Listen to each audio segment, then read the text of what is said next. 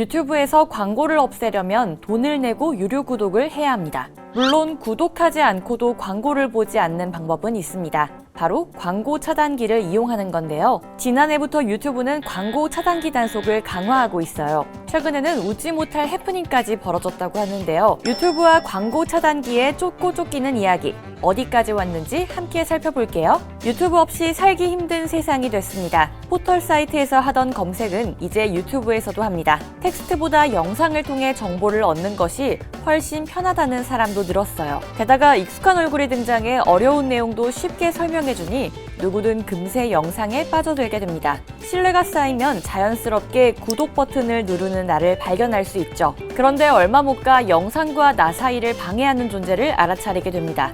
바로 광고인데요. 영상만큼이나 긴 광고에서부터 전혀 관심 없거나 아니면 이미 봤던 광고를 계속 보고 있자면 점점 인내심은 한계에 이르게 되죠. 결국 결심하게 됩니다. 유튜브를 유료 구독하기로 말이죠. 쉴 새 없이 등장하는 광고들을 떠올리며 결제 버튼을 누르려는 바로 그 순간 구독료를 보고는 잠시 멈추게 됩니다. 다른 방법이 없을까 찾아보니 광고 차단기가 눈에 들어옵니다. 돈도 안 들고 설치만 하면 된다니 일단 설치해봅니다.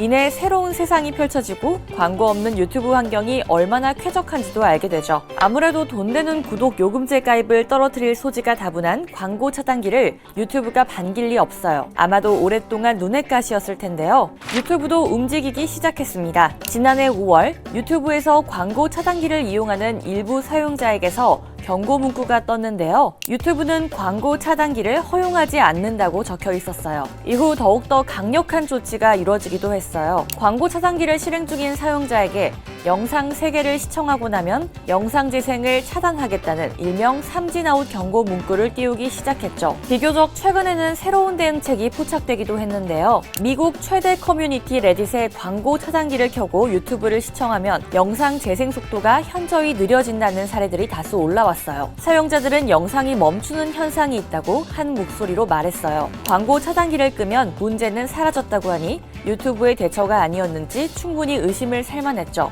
그런데 이번 일은 해프닝으로 끝나는 분위기입니다. 광고 차단기로 알려진 애드블록 플러스가 자사 보고서를 통해 성능 문제가 있었다고 밝히면서 문제의 정확한 원인이 드러났죠. 다른 광고 차단기인 유블록 오리진의 개발자는 애드블록 플러스 제품과 관련된 문제이며 이 일로 유튜브를 비난해서는 안 된다고도 말했어요. 유튜브의 공격적인 행보가 이렇게 때론 오해를 낳기도 하는데요. 그럼에도 광고 차단기를 막겠다는 의지는 쉽게 꺾지 않을 것으로 보여요. 광고 차단기를 사용하지 못하게 된다면 결국 사용자는 선택해야 합니다. 유튜브 프리미엄을 구독하거나 아니면 건너뛰기를 눌러가며 광고를 시청해야 하죠. 유튜브의 입장은 강경합니다. 광고 차단기가 콘텐츠 제작자의 활동을 방해하며 나아가 광고 수익에 기댈 수밖에 없는 기업에도 위협이 된다는 입장이죠. 하지만 광고 차단기를 단속하는 유튜브에 조치가 잘못됐다는 의견도 있습니다. 유럽에서는 유럽연합 개인정보보호법, 특히 전자 개인정보 보호 지침에 따라 기기에 저장된 정보를 동의 없이 수집하는 행위를 법률 위반으로 규정하고 있습니다. 세계 인권선언 조항에 명시해놓은 기본인권을 침해한다는 주장도 있어요. 이렇듯 유튜브와 광고 차단기의 아슬아슬한 공조는 계속되고 있는데요. 그 와중 유튜브 프리미엄 구독자는 계속 늘고 있습니다. 2024년 올해엔 전 세계 가입자 수가 2억 480만 명까지 늘어날 것으로 예측되고 있어요. 분명 광고 차단기 단속에 따른 효과도 있었을 것 같은데요. 앞으로는 어떤 양상이 펼쳐질지 궁금해집니다.